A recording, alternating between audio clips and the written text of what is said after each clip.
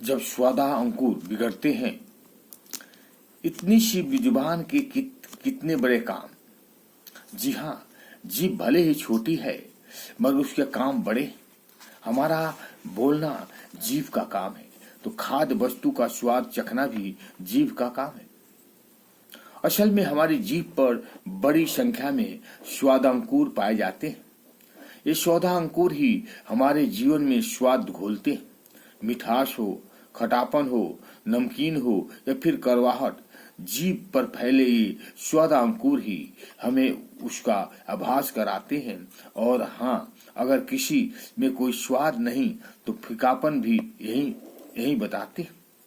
ये एक रोचक शारीरिक क्षमता है कि जीभ पर खाने की चीज रखी नहीं कि उसे चट पता चल जाता है कि इसमें नमक नहीं है, चीनी नहीं है या फिर कोई स्वाद बहुत ज्यादा और तीखा है।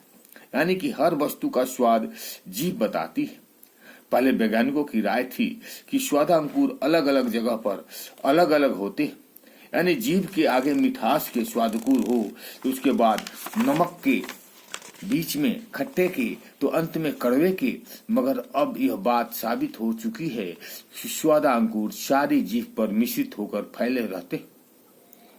शोधकर्ताओं ने अपनी सर्वेक्षण आधारित चिकित्सीय रिपोर्ट में स्पष्ट किया है कि आमतौर पर 60 वर्ष की उम्र के बाद स्वादांकुरों की क्षमता घटती नजर आने लगती है। इसके पीछे शरीर में पनपते रोगों को मुख्य कारण बताया गया। ड्यूक यूनिवर्सिटी अमेरिका में पिछले दिनों इस विषय पर लेकर एक शोध हुआ। डॉक्टर सुसान एस शिफामैन द्वारा किए गए इस शोध में इस बात को स्पष्ट किया गया है कि आमतौर पर किसी अन्य रोग की चपेट में आए व्यक्ति में स्वाद पहचानने की कमी हो जाती है। अन्यथा स्वादांकुर अपनी क्षमता जीवन पर्यंत नहीं छोड़ते। रिपोर्ट स्पष्ट करती है कि विश्व स्तर पर मधुमेह और रक्तचाप का बढ़ता अवसर स्वादांकुर पर चोट कर रहा है। पाया गया है कि कम उम्र में भी जब व्यक्ति किसी गंभीर रोग की चपेट में आ जाता है तो उसका प्रभाव स्वादांकुर पर पड़ता है। यहाँ तक कि मामूली सा बुखार भी जीभ पर पसरे स्वादांकुरों की कार्य क्षमता को डगमगा देता है। इस तरह से स्वादों की पहचान न कर पाना भी यह रोग की श्रेणी में आ गया। यह एक तरह से नया और बढ़ता हुआ रोग है। बच्चों द्वारा जीभ की सफाई न रखने के कारण जीभ की ऊपरी परत प्रभावित होती है जो स्वादांकुरों को सीधी चपेट करती है।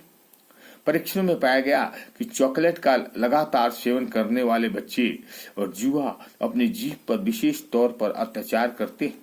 इसी प्रकार फास्ट फूड और अन्य अधिक चिकनाई युक्त खान पान भी शरीर में वसा की परतें जमाता है, तो वहीं कैलोरीज की मात्रा भी बढ़ता है। इस तरह से रक्तचाप, कोलेस्ट्रॉल, वसा स्तर प्रभावित होते हैं। इसका सीधा प्रभाव स्वादांकुर पर पड़ता है। परीक्षणों में पाया गया है कि आम आदमी को गर्म खाना अधिक अच्छा लगता है। असल में गर्म पानी में भोजन में पानी का पृष्ठ तनाव कम होता है जिससे वह जीभ में ज्यादा स्थान घेरता है। इस कारण ग्रंथियों की सक्रियता बढ़ जाती है। मगर वहीं ठंडा खाना फीका लगता है क्योंकि कम ताप पर स्वाद ग्रंथियों कम सक्रिय होती है। यही कारण है गर्मी हो या सर्दी, खाना स्वाद की दृष्टि से गर्म ही ज्यादा भाता।